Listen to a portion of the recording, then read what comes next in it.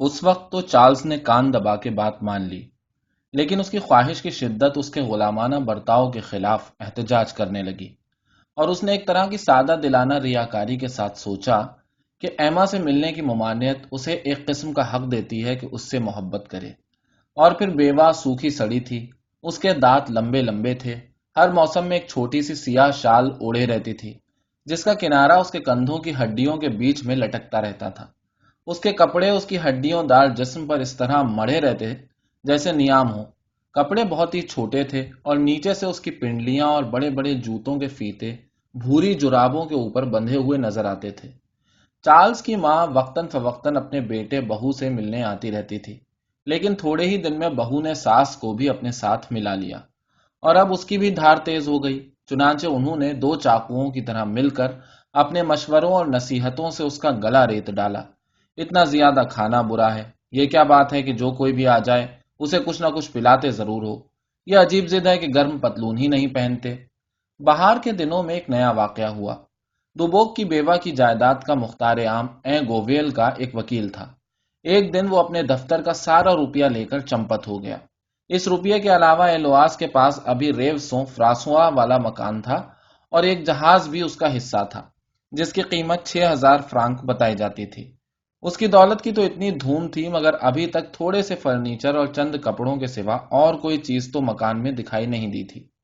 معاملے کی تفتیش لازمی تھی، چنانچہ معلوم ہوا کہ دیپ والا مکان تو رہن تھا اور قرضے میں ختم ہو گیا تھا۔ وکیل کے پاس اس نے کتنا روپیہ جمع کرایا تھا اس کا حال خدا ہی جانتا ہے، اور جہاز میں جو حصہ تھا اس کی قیمت 1,000 سے زیادہ نہیں تھی۔ اس کے معنی یہ ہوئے کہ اس خدا کی بندی نے بالکل سفید جھوٹ بولا تھا۔ غصے کے مارے بڑے مونسے اور بواری نے کرسی اٹھا کے فرش پہ دے ماری، اور اپنی بیوی کو بکنے جھکنے لگا کہ تمہیں نے اپنے بیٹے کی قسمت پھوڑی ہے اور اسے ایسی بڈھی گھوڑی کے ساتھ جوت دیا ہے جس کی کھال کے بھی اتنے دام نہیں اٹھیں گے کہ ساز ہی کے پیسے نکل آئیں۔ ساس اور سسرے دونوں توست پہنچے، وہاں خوب صفائیاں پیش ہوئیں، دونوں طرف سے ایک دوسرے کو سخت سست کہا گیا۔ ایلواز نے ٹسوے بہاتے ہوئے اپنے خاوند کے گلے میں باہیں ڈال دی اور اس سے التجا کی کہ مجھے اپنے ماں باپ سے بچاؤ۔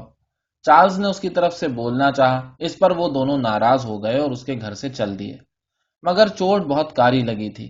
ایک ہفتے بعد کا واقعہ ہے کہ ایلواز احاطے میں کپڑے دھو کر پھیلا رہی تھی۔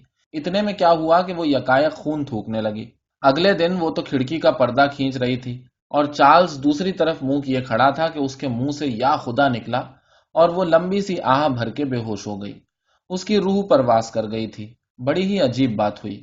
جب قبرستان میں کفن دفن کا سارا کام ختم ہو گیا تو چارلز گھر پہنچا۔ نیچے اسے کوئی بھی نہیں ملا۔ وہ اوپر اپنے کمرے میں گیا اور دیکھا کہ بیوی کا لباس ابھی تک مسحری کے پائنتی لٹکا ہوا ہے۔ پھر وہ لکھنے کی میز کا سہارا لے کر بیٹھ گیا، اور ایک غمناک محویت میں ڈوبا ہوا شام تک اسی طرح وہاں بیٹھا رہا۔ آخر وہ اس سے محبت تو کرتی ہی تھی۔ ایک دن صبح کو بڈھا رواؤ اپنی ٹانگ کے علاج کی فیس لے کے چارلز کے پاس پہنچا۔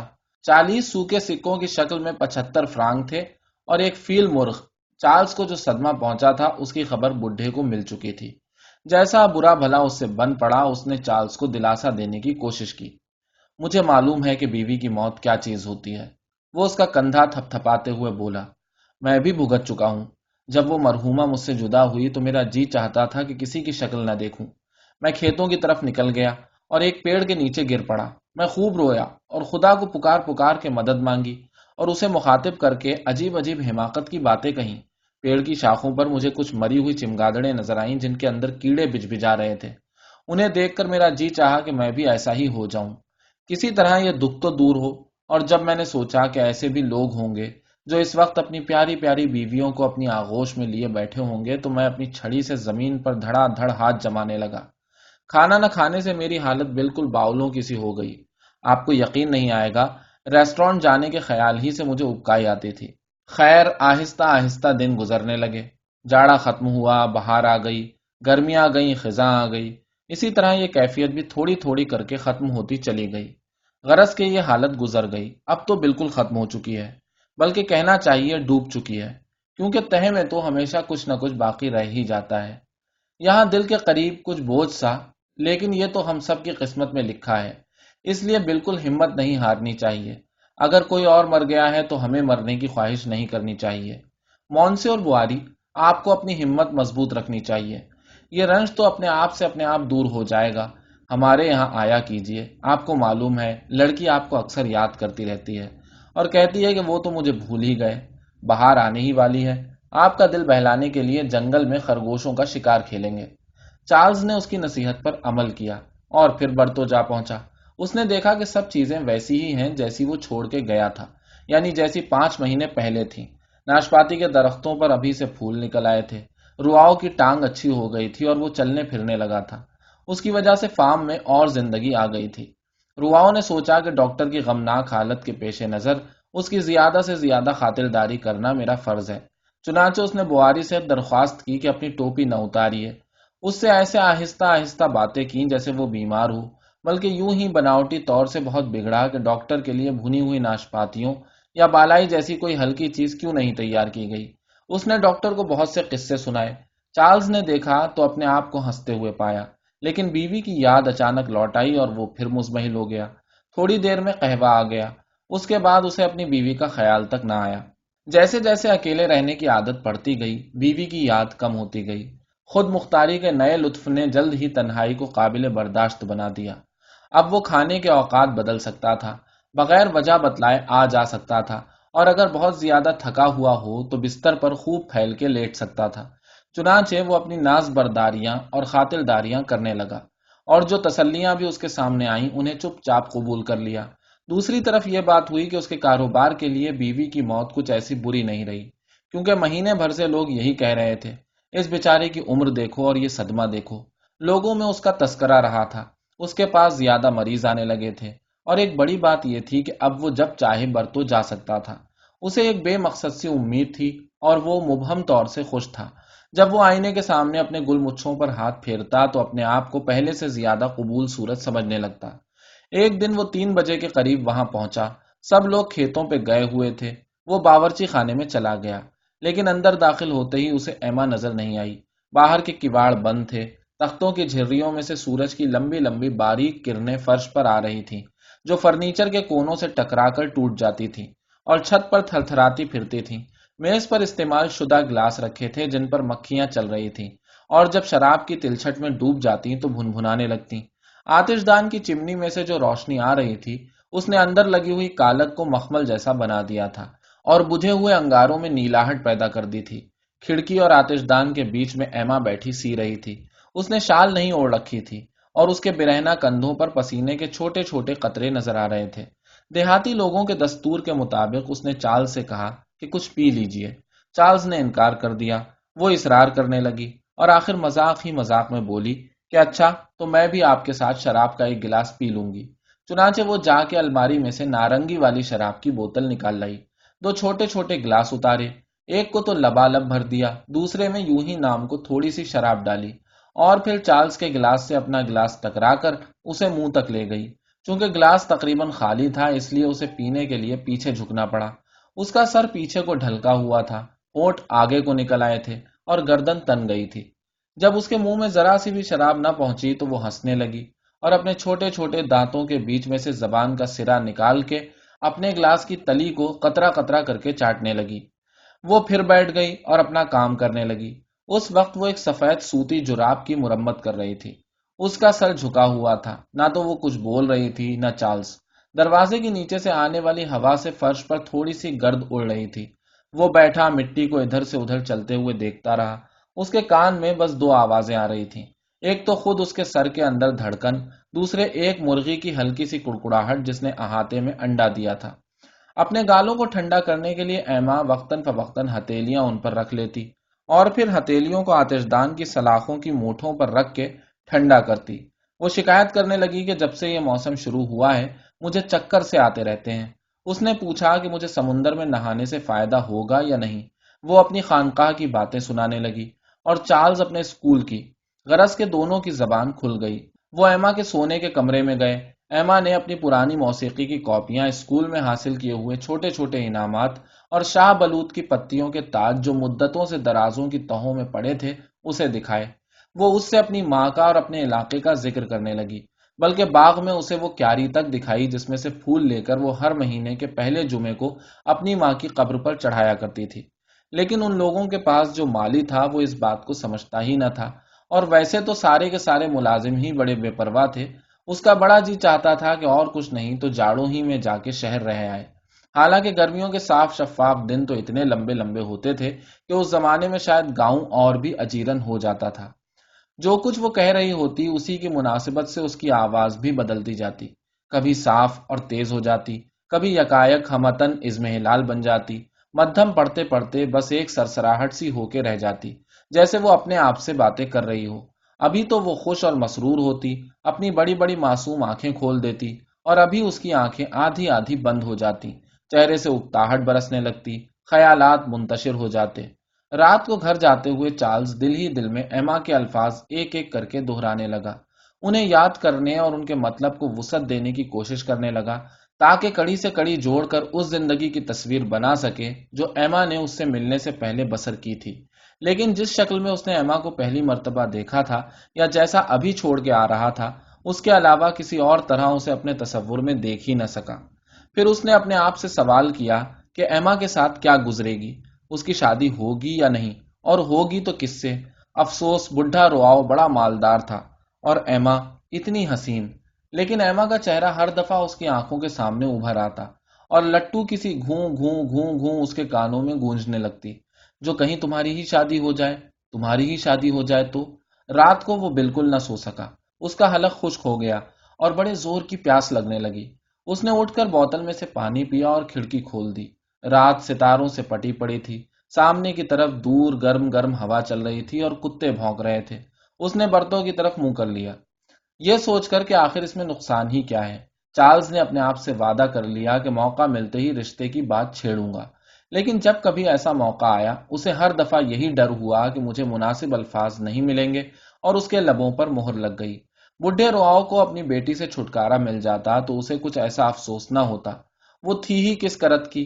ویسے اپنے دل میں وہ اسے معذور سمجھتا تھا، اس کا خیال تھا کہ ایسی پڑھی لکھی ہوشیار لڑکی اس قابل نہیں ہے کہ اسے کھیتی باڑی میں جھونک دیا جائے۔ اس پیشے پر تو تھی ہی خدا کی پھٹکار، اس کام میں آج تک کسی کو لکھپتی ہوتے ہی نہ دیکھا۔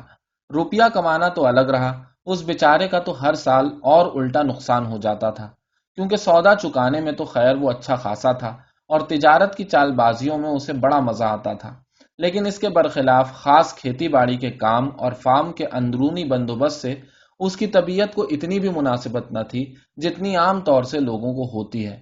کسی قسم کی زحمت اٹھانا تو اسے بالکل گوارا نہ تھا، اور اپنے اوپر خرچ کرنے میں کوئی کمی نہیں کرتا تھا۔ بڑا اچھا کھاتا، خوب سوتا اور اپنے کمرے میں زور کی آگ جلواتا۔ اسے سیب کی پرانی شراب، قہوے اور کئی دوسری شرابوں کا خوب گھٹا ہوا آمیزہ اور بکرے کی ران کے نیم برشت کباب بہت پسند تھے۔ وہ باورچی خانے میں آگ کے سامنے بیٹھ کے اکیلے کھانا کھاتا، اور ایک چھوٹی سی میز چنے چنائے کھانوں سمیت اس کے سامنے لا کے رکھی جاتی جیسے تھیٹر میں لائی جاتی ہے۔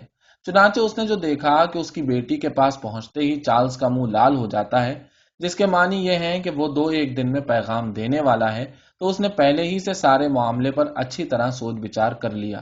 یہ تو ضرور ہے کہ چارلز اس کی نظروں میں پوری طرح نہیں جچا اور اپنی مرضی کا سا داماد نہیں معلوم ہوا، لیکن لوگ کہتے تھے کہ اس کا چال چلن بہت اچھا ہے، سوچ سمجھ کے خرچ کرتا ہے، بڑا پڑھا لکھا ہے، اور اس میں تو کوئی شک تھا ہی نہیں کہ وہ جہیز کے بارے میں زیادہ گڑبڑ نہیں کرے گا۔ ایک دوسری بات یہ تھی کہ بڈھے رواؤ کے اوپر معمار کا اور ساز بنانے والے کا بہت سا روپیہ چڑھا ہوا تھا، پھر شراب بنانے کی مشین کا دھرا بھی بدلوانا تھا، اور اب اسے مجبور ہو کر اپنی جائیداد میں سے 22 ایکڑ زمین جلدی ہی بیچ دینی پڑتی۔ چنانچہ اس نے اپنے دل میں عہد کر لیا کہ اگر چارلز نے ایما سے شادی کی درخواست کی تو میں قبول کر لوں گا۔ میکلمس کے تہوار کے موقع پر چارلز 3 دن کے لیے برتو گیا۔ باقی دونوں دنوں کی طرح آخری دن بھی یوں ہی لئے تو لال میں گزر گیا۔ بڈھا رواؤ اسے رخصت کرنے جا رہا تھا، وہ گاڑیوں کے پہیوں سے جتی ہوئی سڑک پر چل رہے تھے اور اب ایک دوسرے سے جدا ہونے والے تھے۔ یہی وقت مناسب تھا، چارلز نے سوچا کہ وہ جنگلہ آ جائے تو کہوں، اور آخر جب وہ جنگلہ بھی گزر گیا تو بڑے آہستہ سے بولا، مونسیور رواؤ، مجھے آپ سے کچھ کہنا ہے۔ وہ رک گئے۔ چارلز بالکل چپ تھا۔ ہاں ہاں ضرور کہو، بولو کیا کہنا چاہتے ہو، جیسے مجھے معلوم نہیں ہے۔ بڈھے رواؤ نے ملائمت سے ہنستے ہوئے کہا۔ مونسر رواؤ مونسر رواؤ چارلز ہکلاتے ہوئے بولا، اس سے اچھی اور کیا بات ہوگی؟ بڈھا کاشتکار کہنے لگا، یہ تو مجھے یقین ہے کہ بچی کا بھی وہی خیال ہے جو میرا، پھر بھی اس کی رائے معلوم تو کر ہی لینی چاہیے۔ اچھا تم تو چلو، میں گھر واپس جاتا ہوں۔ اگر اس نے ہاں کہہ دیا تو پھر تمہارے لوٹ کے آنے کی ضرورت نہیں ہے، کیونکہ سب لوگ تمہیں آتا ہوا دیکھ لیں گے، اور پھر تمہارے آنے سے وہ بھی تو شرما جائے گی۔ لیکن اس خیال سے کہ تم اپنی جان نہ گھلاتے رہو، میں کھڑکی کا باہر والا کواڑ پورا کھول دوں گا، تم مکان کے پیچھے سے بنگلے کے اوپر جھک کے دیکھ لینا۔ اور وہ گھر کی طرف چل دیا۔ چارلز نے گھوڑا درخت سے باندھ دیا اور سڑک پہ آ کے انتظار کرنے لگا۔ آدھا گھنٹہ گزر گیا، پھر اس نے گھڑی نکال کے 19 منٹ گنے۔ یکایک دیوار کی طرف سے چرچراہٹ کی آواز ہوئی، کواڑ کھل گیا اور کنڈی ابھی تک ہل رہی تھی۔ اگلے دن وہ 9 بجتے بجتے فارم جا پہنچا۔ جب وہ اندر داخل ہوا تو ایما شرم کے مارے سرخ ہو گئی اور اپنے ہیجان کو چھپانے کے لیے زبردستی ہنس پڑی۔ بڈھے رواؤں نے اپنے ہونے والے داماد کو گلے سے لگا لیا۔ روپیہ پیسے کے متعلق بات چیت فی الحال ملتوی کر دی گئی۔ اس کے علاوہ ان کے پاس وقت بھی بہت تھا، کیونکہ شرافت کا تقاضا تھا کہ جب تک چارلز کے سوگ کا زمانہ ختم نہ ہو جائے شادی نہ ہو، یعنی اگلے سال کے موسم بہار تک۔ جاڑا اس انتظار میں گزرا۔ میدموزیل رواؤ اپنا جہیز تیار کرنے میں مصروف تھی۔ جہیز کا کچھ سامان تو رواں میں بنوا لیا گیا تھا، اور وہ خود بھی اپنے لیے قمیصیں اور رات کو اوڑھنے کی ٹوپیاں سی رہی تھی۔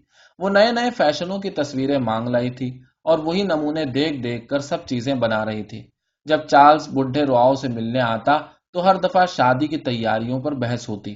وہ سوچتے کہ دعوت کون سے کمرے میں ہو، یہ خیال آرائیاں ہوتی کہ کھانے کتنی قسم کے ہوں گے اور مچھلی کے بعد کون سی چیز رکھی جائے گی۔ اس کے برخلاف ایما چاہتی تھی کہ شادی آدھی رات کو ہو اور مشلیں روشن کی جائیں، لیکن بڈھے رواؤ کو اس بات کی کوئی تک ہی نہیں معلوم ہوتی تھی۔ چنانچہ شادی اس طرح ہوئی کہ اس میں 43 آدمی شریک ہوئے، جو متواتر 16 گھنٹے کھانے کی میز پر جمے رہے۔ اگلے دن پھر کھانا شروع کر دیا، اور یہ شغل کئی دن بعد تک تھوڑا بہت جاری رہا۔ مہمان صبح سویرے ہی طرح طرح کی سواریوں میں آ پہنچے، ایک گھوڑے والی سیج گاڑیوں میں، 2 پہیوں میں، کھلی ہوئی پرانی ٹمٹموں میں، چمڑے کی چھت والی بگھیوں میں۔ آس پاس کے گاؤں سے نوجوان لوگ چھکڑوں میں آئے تھے۔ وہ گرنے سے بچنے کے لیے چھکڑوں کے ڈنڈے پکڑے قطاروں میں اندر کھڑے تھے اور اچھلتے دھچکے کھاتے اڑے چلے آ رہے تھے۔ کچھ لوگ 30-30 میل کے فاصلے سے آئے تھے، گودر ویل سے، نورما ویل سے، کانی سے۔ دونوں خاندان کے رشتہ داروں کو بلایا گیا تھا۔ جن دوستوں میں کچھ لڑائی جھگڑا تھا ان کے درمیان صلح صفائی کرائی گئی تھی۔ مدتوں کے بھلائے ہوئے ملاقاتیوں کو خط لکھے گئے تھے۔ تھوڑی تھوڑی دیر بعد جنگلے کے پیچھے سے چابک پھٹکارنے کی آواز آتی، پھر پھاٹک کھلتا اور کوئی ٹم ٹم اندر داخل ہوتی۔ ٹم ٹم اسی تیزی سے چلتی ہوئی سیڑھیوں کے پاس آگے رک جاتی اور اپنی کھیپ اتارتی۔ لوگ گھٹنے سہلاتے، انگڑائیاں لیتے، ہر طرف سے نیچے کودتے۔ عورتوں کے سروں پر ٹوپیاں تھیں اور انہوں نے شہری فیشن کے لباس، گھڑی کی طلائی زنجیریں اور گلو بند پہن رکھے تھے، جن کے کنارے پیٹی میں کھنسے ہوئے تھے، یا چھوٹی چھوٹی رنگین شالیں جو کمر کی طرف پن سے بندھی ہوئی تھیں اور گردن پیچھے سے کھلی رہ گئی تھی۔ لڑکوں نے اپنے باپوں جیسا لباس پہنا تھا اور وہ اپنے نئے کپڑوں میں بے چین سے نظر آ رہے تھے۔ بہت سو کو تو آج پہلی مرتبہ جوتوں سے سابقہ پڑا تھا، اور ان کے قریب 14 یا 16 سال کی کچھ لڑکیاں، جو یقیناً ان کی بڑی بہنیں یا چچا تائی کی بیٹیاں تھیں، بالکل گمسم کھڑی تھیں۔ چہرہ لالوں لال، گھبراہٹ کا عالم، بالوں میں خوشبودار روغن گھسا ہوا، دستانوں کے میلے ہو جانے کا خوف لاحق۔ پہلی مرتبہ عشاء ربانی میں شریک ہونے کی رسم کے لیے جو سفید لباس بنا تھا اسی میں ملبوس، البتہ اس دعوت کے لیے اسے کچھ لمبا کر دیا گیا تھا، چونکہ اتنے سائز موجود نہیں تھے جو ساری گاڑیوں میں سے گھوڑے کھول لیتے۔ اس لیے مہمان آستینیں چڑھا چڑھا کے خود کام میں جڑ گئے، اپنے اپنے سماجی رتبے کے لحاظ سے۔ کچھ لوگ تو ٹیل کوٹ پہنے ہوئے تھے، کچھ اوور کوٹ، کچھ شکاری کوٹ، کچھ چھوٹے کوٹ، ایسے ایسے نفیس ٹیل کوٹ جن میں خاندانی شرافت کی خوشبو بسی ہوئی تھی اور جو صرف خاص خاص موقعوں پر صندوق میں سے نکالے جاتے تھے۔ ہوا میں پھڑپھڑاتے ہوئے دامنوں، تھیلے جیسی جیبوں اور گول کالروں والے اوور کوٹ، موٹے کپڑے کے شکاری کوٹ جن کے ساتھ عام طور سے لوگ پیتل کے مڑے ہوئے چھجے کی ٹوپی پہنے ہوئے تھے، بہت اونچے اونچے کوٹ جن میں کمر کے اوپر 2 چھوٹے چھوٹے بٹن ایسے قریب قریب لگے ہوئے تھے جیسے 2 آنکھیں، اور جن کے دامن بالکل ایسے لگتے تھے جیسے کسی بڑھئی نے ایک ہی ٹکڑے میں سے کلہاڑی سے کاٹ کے بنائے ہوں۔ کچھ لوگ ایسے بھی تھے، لیکن یہ یاد رکھیے کہ ان کی جگہ میز کے بالکل آخر میں تھی، جو اپنی بہترین قمیض پہن کے آئے تھے، یعنی کالر کندھوں تک لٹکتے ہوئے، پیچھے کی طرف چھوٹی چھوٹی چنٹیں پڑی ہوئی اور کمر بہت نیچے جا کے بوٹے دار پیٹی سے بندھی ہوئی۔ اور قمیصیں زرہ بختر کی طرح سینے سے بالکل الگ کھڑی تھیں۔ ہر آدمی تازہ تازہ بال کٹوا کے آیا تھا، کان سر سے الگ دکھائی دے رہے تھے، لوگوں نے داڑھی خوب اچھی طرح گھٹوائی تھی۔ دو چار ایسے بھی آدمی تھے جنہیں دن نکلنے سے پہلے اٹھنا پڑا تھا، اور چونکہ حجامت بنواتے ہوئے وہ اچھی طرح دیکھ نہیں سکے تھے، اس لیے ان کی ناک کے نیچے ترچھے زخم یا جبڑے کے اوپر یہاں سے وہاں تک خراشیں آ گئی تھیں، جنہیں راستے کی تازہ تازہ ہوا نے سجا دیا تھا، اور اب مسکراتے ہوئے بڑے بڑے سفید چہروں پر جگہ جگہ لال لال دھبے نظر آ رہے تھے۔ میئر کا دفتر فارم سے 1.5 میل تھا۔ یہ لوگ وہاں پیدل ہی گئے اور گرجا میں نکاح کے بعد پیدل ہی واپس آئے۔ جلوس پہلے تو ایک ساتھ مل کر چل رہا تھا، جیسے کوئی لمبا سا رنگین گلو بند ہرے ہرے پودوں کے درمیان کھیتوں اور پگڈنڈیوں میں لہریں لے رہا ہو، لیکن تھوڑی دیر میں جلوس کھل کر لمبا ہو گیا اور مختلف گروہوں میں بٹ گیا، جو گپ شپ کرنے کے لیے آہستہ آہستہ ٹہلتے ہوئے چلنے لگے۔ آگے آگے سازندہ اپنا وائلن بجاتا جا رہا تھا، جس کی کھوٹیوں میں رنگ برنگے فیتے بندھے ہوئے تھے۔ اس کے بعد دولہا دلہن، رشتہ دار، دوست وغیرہ تھے، جو سب کے سب یوں ہی گڈمٹ چل رہے تھے۔ بچے پیچھے رہ گئے تھے اور دل لگی کے لیے کھیتوں میں سے پھول توڑ رہے تھے یا نظروں سے غائب ہو کر آپس میں کھیل رہے تھے۔ ایما کا لباس بہت لمبا تھا اور تھوڑا سا زمین پر گھسٹتا چل رہا تھا۔ تھوڑی تھوڑی دیر بعد وہ اپنا دامن کھینچنے کے لیے رک جاتی اور اپنی دستانوں میں بند ہاتھوں سے بڑی نزاکت کے ساتھ گھاس کے تنکے وغیرہ چن کے الگ کر دیتی۔ اس دوران میں چارلز خالی ہاتھ کھڑا انتظار کرتا رہتا کہ وہ اپنا کام ختم کر لے تو آگے بڑھیں۔ بڈھے رواؤں نے ایک نیا ریشمی ہیٹ پہن رکھا تھا اور اس کے کالے کوٹ کے کف ہاتھ کے ناخونوں تک آ رہے تھے۔ بڑی مادام بواری اس کے بازو کا سہارا لے کے چل رہی تھی۔ بڑا مونسے اور بواری ان سب لوگوں کو بڑی حقارت کی نظروں سے دیکھتا تھا، چنانچہ سیدھا سادہ فوجی قسم کا کوٹ پہن کے آیا تھا، جس میں بٹنوں کی صرف ایک قطار تھی۔ اس وقت وہ ایک دیہاتی حسینہ کی تعریف میں ایسے جملے کہہ رہا تھا جو صرف شراب خانوں ہی میں استعمال ہوتے ہیں۔ وہ شرم کے مارے جھکی جا رہی تھی، اس کا چہرہ سرخ ہو گیا تھا اور اس کی سمجھ میں نہیں آ رہا تھا کہ کہے کیا۔ دوسرے براتیوں میں اپنے کاروبار کے متعلق باتیں ہو رہی تھیں، یا وہ ایک دوسرے کی کمر کے پیچھے طرح طرح کی شرارتیں کر رہے تھے اور انہیں ہنسی دل لگی کے لیے پہلے ہی سے اکسا رہے تھے۔ جن لوگوں کو اس طرف دھیان دینے کی فرصت تھی، انہیں سازندے کی روں روں روں روں برابر سنائی دے رہی تھی، جو کھیتوں میں آگے آگے باجا بجاتا چلا جا رہا تھا۔ جب وہ دیکھتا کہ باقی لوگ بہت پیچھے رہ گئے ہیں تو دم لینے کو رک جاتا اور اپنی کمان پر چکنائی ملنے لگتا، جس سے تار اور بھی زور سے بولنے لگے۔ اس کے بعد وہ پھر روانہ ہو جاتا اور باری باری سے گردن اونچی نیچی کرتا چلتا تاکہ اپنی گت پر اپنے ہی آپ ٹال دے سکے۔ باجے کا شور سن کر چھوٹی چھوٹی چڑیاں دور ہی سے اڑ جاتی تھیں۔ کھانے کی میز گاڑی خانے میں بچھائی گئی، اس پر گائے کی 4 پٹھیں، 6 ابلے ہوئے چوزے، بچڑے کا گوشت، 3 بکرے کی رانیں، بیچ میں خوب موٹا تازہ بھنا ہوا سور کا بچہ، اور اس کے دائیں بائیں 4 اوجھڑیاں ماں ترشے کے چنی ہوئی تھیں۔ کونوں پر شراب کے قرابے رکھے تھے۔ سیب کی میٹھی شراب کی بوتلوں میں کاک کے چاروں طرف جھاگ بھر بھر آ رہے تھے۔ سارے گلاسوں میں پہلے ہی سے لبالب شراب بھر دی گئی تھی۔ زرد زرد ملائی کی بڑی بڑی قابیں میز کے ذرا سے ہلنے سے تھر تھرانے لگتی تھی۔ ملائی کی چکنی چکنی سطح پر دولہا دلہن کے ناموں کے پہلے حرف بیل بوٹے دار شکل میں بنے ہوئے تھے۔ سموسے اور مٹھائیاں بنانے کا کام ایوتو کے ایک حلوائی کے سپرد کیا گیا تھا۔ چونکہ اس نے حال ہی میں وہاں دکان کھولی تھی، اس لیے کام بڑی محنت سے کیا تھا، اور کھانے کے بعد نقل کے وقت وہ خود ایک کیک لے کے آیا، جسے دیکھ کر لوگ حیرت کے مارے چیخ اٹھے۔ اس کیک کی تفصیل یوں ہے کہ سب سے نیچے تو نیلے گتے کا بنا ہوا ایک چوکھوٹا مندر تھا، جس میں غلام گردشیں، ستونوں کی قطاریں اور چاروں طرف مسالے کے چھوٹے چھوٹے مجسمے دکھائی دے رہے تھے۔ طاقوں میں پنی کے ستاروں کے جھمکے لگے ہوئے تھے۔ پھر دوسری منزل میں پرانے زمانے کے قید خانے کی شکل کا کیک تھا، جس کے گرد شکر میں لپٹے ہوئے باداموں، سوکھے میووں اور نارنگیوں کے ٹکڑوں کے پشتے لگے ہوئے تھے، اور سب سے اوپر والے چبوترے پر ایک ہرا بھرا میدان، پہاڑیاں، شیرے کی جھیلیں اور اخروٹ کے چھلکے کی کشتیاں تھیں، اور ایک چھوٹا سا کیوپڈ چاکلیٹ کے جھولے میں کھڑا تھا، جس کی دونوں بلیوں پر گیندوں کے بجائے اصلی گلاب رکھے تھے۔ لوگ رات تک کھاتے رہے۔ جب کوئی بیٹھے بیٹھے تھک جاتا تو وہ احاطے میں ٹہلنے یا ناچ کی کوٹری میں گیند بلہ کھیلنے کے لیے باہر چلا جاتا، اور تھوڑی دیر بعد پھر آ کے میز پہ ڈٹ جاتا۔ کھانا ختم ہونے کے قریب کچھ لوگ تو سو گئے اور خراٹے لینے لگے، لیکن جب قہوہ آیا تو ہر آدمی جاگ اٹھا۔ اب گانا شروع ہوا، شعبدے پیش کیے جانے لگے، کوئی بھاری بھاری بوجھ اٹھانے لگا، کوئی انگلیوں سے پھرتی کے کام دکھانے لگا، پھر کندھوں پر گاڑی اٹھانے کی کوششیں شروع ہو گئیں، گندے گندے مذاق ہونے لگے اور لوگ عورتوں کو چومنے لگے۔ جب رات کو مہمان رخصت ہوئے تو گھوڑے جئی کھاتے کھاتے ناک تک ڈٹ چکے تھے اور اب انہیں گاڑی میں جوتنا مشکل ہو رہا تھا۔ کبھی لاتے مارتے، کبھی الف ہو جاتے، سانس کے ٹکڑے ٹکڑے ہوئے جا رہے تھے اور ان کے مالک یا تو قہقہے لگا رہے تھے یا گالیاں بک رہے تھے۔ غرض کے ساری رات یہ تماشا رہا۔ بھاگتی ہوئی گاڑیاں چاندنی میں دیہاتی سڑکوں پر بک ٹٹ اڑی چلی جا رہی تھیں، کبھی کھائیوں میں لڑکتی، کبھی یہاں سے وہاں تک پتھروں پر اچھلتی کودتی چلتی، کبھی ٹیلوں پر چڑھتی، اور عورتیں باغ پکڑنے کے لیے گاڑی میں سے جھکی پڑ رہی تھی۔ جو لوگ برتوں میں ٹھہر گئے تھے انہوں نے رات باورچی خانے میں بیٹھ کے شراب پیتے ہوئے گزاری، بچے کرسیوں کے نیچے پڑ کے سو گئے تھے۔ دلہن نے اپنے باپ سے التجا کی تھی کہ شادی میں عام طور پر جو ہنسی مذاق ہوتے ہیں ان سے اسے معاف رکھا جائے، لیکن ایک مچھلی بیچنے والے نے جو ان لوگوں کا رشتہ دار تھا بلکہ شادی کے تحفے کے طور پر 2 مچھلیاں بھی لے کے آیا تھا، نالی کے سوراخ سے منہ لگا کے پانی کی پچکاری چھوڑنی شروع کر دی۔ اتفاق سے بڈھا رواؤ وقت پر آ پہنچا اور اسے روک دیا اور سمجھایا کہ دولہا بڑا معزز آدمی ہے، اس کے ساتھ ایسی بے تکلفی نہیں برتنی چاہیے۔ بہرحال اس رشتہ دار نے ان توجیحات کو ایسی آسانی سے قبول نہیں کیا۔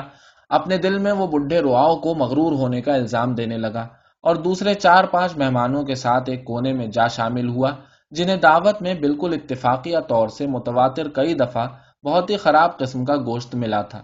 چنانچہ ان کی بھی یہی رائے تھی کہ ہمارے ساتھ بڑا برا سلوک ہوا ہے، اور وہ بیٹھے اپنے میزبان کے بارے میں خسر پسر کر رہے تھے اور ڈھکے چھپے لفظوں میں یہ امید ظاہر کر رہے تھے کہ وہ اپنے آپ کو تباہ کر لے گا۔ بڑی مادام بواری نے سارے دن تک زبان نہیں کھولی، نہ تو اس سے اپنی بہو کے لباس کے بارے میں صلاح لی گئی تھی، نہ دعوت کے انتظام کے متعلق۔ وہ سویرے ہی سے جا سوئی۔ اس کے شوہر نے اس کی پیروی نہیں کی بلکہ آدمی بھیج کے سینٹ وکٹور سے سگار منگا لیے اور دن نکلنے تک بیٹھا دھوئیں اڑاتا رہا اور ایک ایسی ملی جلی شراب پیتا رہا جس سے یہاں کے لوگ واقف ہی نہیں تھے۔ اس بات نے لوگوں کی نظروں میں اس کی عزت اور بڑھا دی۔ چارلز کے مزاج میں ظرافت نام کو نہیں تھی۔ شادی کے موقع پر وہ اپنے جوہر تباہ ذرا بھی نہ دکھا سکا۔ شوربا سامنے آتے ہی لوگوں نے اسے زو مانی فقروں اور پھپتیوں کی باڑھ پہ رکھ لیا، جیسے یہ کام بھی واجبات میں سے ہو، لیکن اس کے جواب بڑے پھسپھسے رہے۔ اس کے برخلاف اگلے دن وہ بالکل بدلا ہوا آدمی معلوم ہوتا تھا۔ اس کا رویہ تو ایسا تھا کہ اسے کل شام والی دوشیزہ سمجھا جا سکتا تھا، اور دلہن کا یہ عالم تھا کہ اس کی کسی بات سے اشارتن یا کنایتن بھی کچھ ظاہر نہ ہوتا تھا۔ دانش مند سے دانش مند لوگ بھی یہ سمجھنے سے قاصر تھے کہ اس کا مطلب کیا ہے، اور جب وہ انتہائی نماک کی تصویر بنی ہوئی ان کے پاس سے گزرتی تو اس کی طرف غور سے دیکھنے لگتے تھے۔ لیکن چارلز ذرا بھی چھپانے کی کوشش نہیں کر رہا تھا۔ وہ میری بیوی کر رہا تھا۔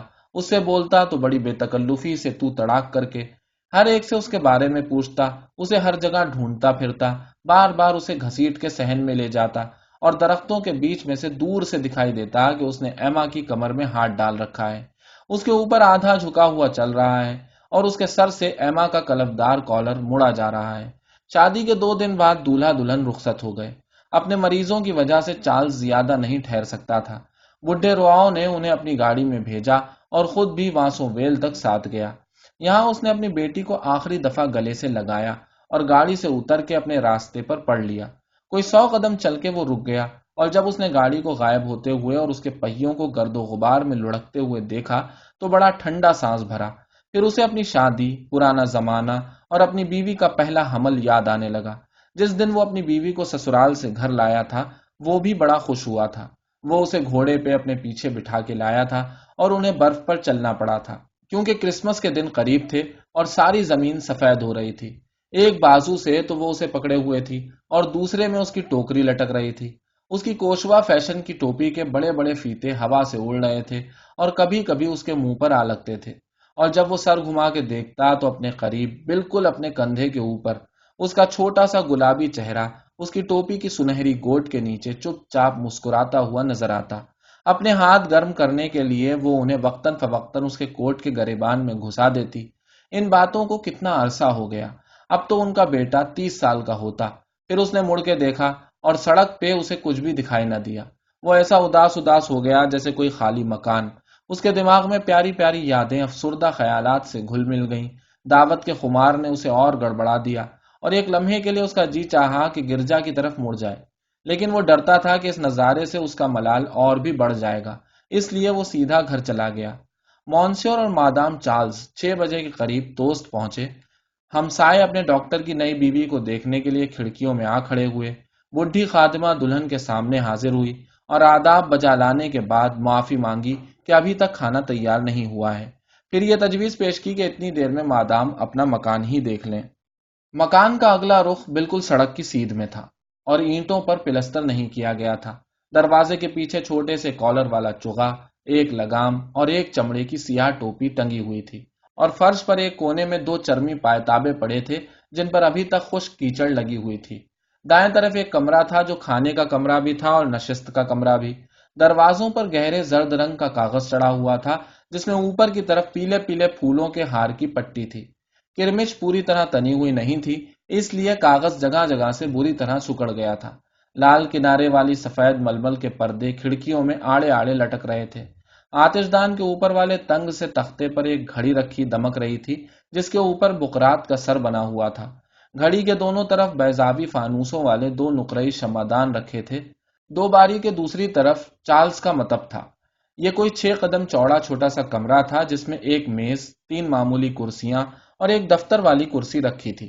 ان چیزوں کے علاوہ ایک چیڑ کی بنی ہوئی 6 خانوں والی کتابوں کی الماری تھی جس میں تقریباً ساری جگہ علم طب کی لغت یعنی ڈاکٹری کی ڈکشنریز کی جلدوں نے گھیر رکھی تھی۔ کتابوں کے ورق کٹے ہوئے نہیں تھے لیکن یہ لغت اتنی دفعہ بکی تھی کہ جلدوں کا حلیہ بگڑ گیا تھا۔ جب وہ مطب میں مریضوں کو دیکھتا تو پگھلے ہوئے مکھن کی بو دیواروں میں سے چھن چھن کر آتی۔ اسی طرح باورچی خانے میں آواز آتی کہ مطب میں بیٹھے ہوئے لوگ کھانس رہے ہیں اور اپنی پوری کی پوری سوانح عمریاں سنا رہے ہیں۔ استبل احاطے میں تھا۔ وہیں ایک بڑے سے ٹوٹے پھوٹے کمرے کا دروازہ کھلتا تھا جس میں تنور لگا ہوا تھا۔ اب یہ کمرہ لکڑی، کوئلے اور برتن وغیرہ رکھنے کے کام آتا تھا۔ اس میں پرانا کاٹ کباڑ، خالی پیپے، بیکار زراعتی آلات اور ڈھیروں خاک میں اٹی ہوئی چیزیں بھری پڑی تھیں جن کا خدا ہی جانے کیا مصرف تھا۔ باغ لمبا زیادہ تھا اور چوڑا کم۔ اس کے دونوں طرف کچی دیواریں تھیں جن پر خوبانی کے پودے چڑھے ہوئے تھے۔ آخر میں کانٹوں دار جھاڑیوں کی ٹٹی تھی جو باغ کو کھیت سے الگ کرتی تھی۔ باغ کے بیچ میں اینٹوں کے چھوٹے سے چبوترے پر سلیٹ کی دھوپ گھڑی لگی ہوئی تھی۔ ترکاریوں کی نسبتاً زیادہ کارآمد کیاری کے چاروں طرف مناسب فاصلوں پر پھولوں کی 4 کیاریاں تھیں۔ سنوبر کی قسم کی جھاڑیوں کے نیچے پلستر کا بنا ہوا پادری کھڑا اپنی مناجات کی کتاب پڑھ رہا تھا۔ ایما دوسری منزل پر پہنچی۔ پہلے کمرے میں تو کوئی سامان نہیں تھا۔ دوسرا کمرہ دولہا دلہن کی خوابگاہ تھا۔ اس میں ایک مہاگنی کی مسہری بچھی ہوئی تھی جس پر لال پردے پڑے تھے۔ ایک چھوٹا سا سیپ کا صندوقچہ کپڑوں کی الماری کو زینت دے رہا تھا اور کھڑکی کے قریب لکھنے پڑھنے کی میز کے اوپر نارنگی کی کلیوں کا گلدستہ سفید ساٹھن کے فیتے سے بندھا بوتل میں رکھا تھا۔ یہ دلہنوں والا گلدستہ تھا اور پہلے والی بیوی کا تھا۔ وہ اسے غور سے دیکھنے لگی۔ چارلز بھی تاڑ گیا اور گلدستے کو اٹھا کے اوپر والی کوٹری میں رکھایا۔ نوکر ایما کی چیزیں لا لا کے اس کے چاروں طرف رکھ رہے تھے۔ وہ کرسی پہ بیٹھ کے اپنی شادی کے پھولوں کے بارے میں سوچنے لگی جو ایک ڈبے میں بند اس کے سامنے رکھے تھے، اور خواب دیکھتے دیکھتے اسے تعجب ہونے لگا کہ اگر وہ مر گئی تو اس کے پھولوں کا کیا حشر ہوگا۔ پہلے چند روز تو اس نے یہ سوچنے میں گزارے کہ مکان میں کیا کیا تبدیلیاں کی جائیں۔ اس نے شمعدانوں کے فانوس اتار ڈالے، دیواروں پر نیا کاغذ لگوایا، زینے پر دوبارہ روغن کروایا، باغ میں دھوپ گھڑی کے چاروں طرف نشستیں بنوائیں، بلکہ اس نے تو یہ بھی فرمائش کی کہ ایک حوض ہونا چاہیے جس میں فوارہ ہو اور چاروں طرف مچھلیاں تیر رہی ہوں۔ اس کے شوہر کو معلوم تھا کہ وہ گاڑی میں بیٹھ کے سیر کو جانے کی بڑی شوقین ہے، چنانچہ اس نے کہیں سے ایک پرانی ٹمٹم خرید لی جو نئے لیمپ اور کناروں پر دھاری دار چمڑے سے مڑے ہوئے تختے لگنے کے بعد اچھی خاصی شریفانہ سواری معلوم ہونے لگی۔ اب وہ خوش و خرم تھا اور اسے دنیا کی کوئی فکر نہیں تھی۔ ساتھ بیٹھ کر کھانا، شام کو سڑک پر ٹہلنا، بالوں پر ہاتھ پھیرتے ہوئے اس کی کوئی ادا، یہاں تک کہ کھڑکی کی چٹخنی پر لٹکی ہوئی تنکوں والی ٹوپی کا نظارہ، غرض کے ایسی ہی بیسیوں چیزیں جن سے لطف حاصل کرنے کا چارلز کو کبھی خیال تک نہیں آیا تھا، اب دن رات اس کی خوشی کا سامان فراہم کرتی رہتی تھیں۔ جب وہ صبح کو بستر پر اس کے پاس تکیے پر سر رکھے لیٹا ہوتا تو پڑے پڑے یہی دیکھا کرتا کہ ایما کے رات کو اوڑھنے کی ٹوپی کے جھالروں سے آدھے چھپے ہوئے گورے گورے گال کے روئے میں سورج کی روشنی جذب ہو رہی ہے۔ اتنے قریب سے دیکھنے سے چارلز کو اس کی آنکھیں اور بھی بڑی بڑی معلوم ہوتی، خصوصاً اس وقت کہ جب وہ جاگنے کے بعد انہیں کئی دفعہ جلدی جلدی کھولتی بند کرتی۔ سائے میں تو آنکھیں سیاہ نظر آتی اور دن کی روشنی میں خوب نیلی، گویا ان کے اندر مختلف رنگوں کی اتھاہ گہرائیاں تھیں جو بیچ میں تو سیاہی مائل تھے مگر آنکھوں کی سطح تک آتے آتے ہلکے اور زردی مائل ہوتے چلے جاتے تھے۔ خود چارلز کی آنکھیں ان گہرائیوں میں گم ہو کے رہ جاتی تھیں۔ ایما کی پتلیوں میں وہ اپنی چھوٹی سی تصویر کندھوں کندھوں تک دیکھا کرتا، سر کے گرد رومال، گریبان اوپر سے کھلا ہوا، آخر وہ اٹھ بیٹھتا۔ ایما اسے رخصت کرنے کے لیے کھڑکی میں آ کھڑی ہوتی اور اپنا ڈھیلا ڈھالا لٹکتا ہوا ڈریسنگ گاؤن پہنے جرینیم کے دو گملوں کے درمیان پتھر سے ٹیک لگا کے آگے کو جھک جاتی۔ سڑک پر چارلز ایک بڑے سے پتھر پہ پیر رکھ کے مہمیز باندھتا اور وہ اوپر سے باتیں کرتی جاتی، اپنے منہ سے کوئی پھول یا پتی توڑتی رہتی اور اس کی طرف اڑاتی رہتی۔ پتی گول گول چکر کھاتی، فضا میں تیرتی، چڑیا کی طرح ہوا میں نصف دائرے بناتی اور زمین پر پہنچنے سے پہلے سفید بڈھی گھوڑی کی الجھی ہوئی ایال میں جا کے پھنس جاتی جو دروازے کے آگے بے حس و حرکت کھڑی ہوتی۔ چارلز گھوڑی پہ چڑھ کے اس کی طرف ایک بوسہ اڑاتا جس کے جواب میں وہ سر ہلا دیتی۔ ایما کھڑکی بند کر لیتی اور وہ روانہ ہو جاتا اور پھر وہ چلتا چلا جاتا۔ بڑی سڑک پر جس کے اوپر گرد کا لمبا سا فیتا پھیلا ہوا تھا، چھوٹے چھوٹے راستوں پر جن کے اوپر درخت اس طرح جھکے ہوئے تھے جیسے کنجوں میں پگڈنڈیوں پر جہاں گیہوں کے پودے گھٹنوں گھٹنوں آتے تھے، کمر پر دھوپ، نتنوں میں صبح کی سہانی ہوا، دل پچھلی رات کی مسرتوں سے لبریز، دماغ پرسکون، جسم مطمئن، اپنی خوشی کی جگالی کرتا ہوا جیسے کوئی کھانا کھانے کے بعد کھمبیوں کو ہضم کرتے ہوئے ان کا ذائقہ دوبارہ محسوس کر رہا ہو۔ اب تک اسے اپنی زندگی سے ملا ہی کیا تھا؟ اس کے اسکول کا زمانہ جب وہ اونچی اونچی دیواروں میں بند اکیلا پڑا رہتا تھا، اور ساتھ ہی ملے بھی تو اس سے مالدار یا پڑھنے لکھنے میں اس سے ہوشیار، جو اس کے لب و لہجے پر ہنستے، اس کے کپڑوں کا مذاق اڑاتے اور جن کی مائیں رومال میں کیک باندھ کے اسکول لاتی۔ یا وہ زمانہ جب وہ ڈاکٹری پڑھتا تھا اور اس کی جیب میں کبھی اتنے پیسے نہیں ہوتے تھے کہ کسی محنت مزدوری کرنے والی لڑکی کی خاطر مدارات کر سکے اور اسے اپنی محبوبہ بنا سکے۔ اس کے بعد وہ 14 مہینے اس بیوہ کے ساتھ رہا جس کے پیر بستر میں برف کے ڈلوں کی طرح ٹھنڈے رہتے تھے، لیکن اب اسے اپنی جیون ساتھی یہ حسین عورت ملی تھی جس پر وہ جان چھڑکتا تھا۔ اس کی ساری کائنات ایما کے پیٹی کوٹ کے گھیر تک محدود ہو کے رہ گئی تھی اور وہ اپنے آپ کو ملامت کرتا رہتا تھا کہ میں اس سے پوری طرح محبت نہیں کرتا۔ اس کا ایما کو دیکھنے کو جی چاہنے لگتا، وہ جلدی ہی لوٹ لیتا اور دھڑکتے ہوئے دل کے ساتھ بھاگ کے اوپر پہنچتا۔ ایما اپنے کمرے میں کپڑے پہن رہی ہوتی، وہ دبے پاؤں اس کے پاس پہنچ کے اس کی کمر کا بوسہ لے لیتا، وہ چیخ پڑتی، وہ بے اختیارانہ برابر اس کا کنگھا، اس کی انگوٹھیاں، اس کا رومال چھو چھو کے دیکھتا رہتا۔ کبھی وہ اس کے گالوں کو اپنے پورے ہونٹ جما کر چٹاخ چٹاخ چومتا یا اس کے برہنہ بازو پر انگلیوں کے پوروں سے لگا کے کندھے تک ایک قطار میں چھوٹے چھوٹے بوسے دیتا، اور وہ کچھ تنگ ہو کر اور کچھ مسکراتے ہوئے اسے الگ کر دیتی، جیسے بچہ چپٹے تو اسے الگ کر دیتے ہیں۔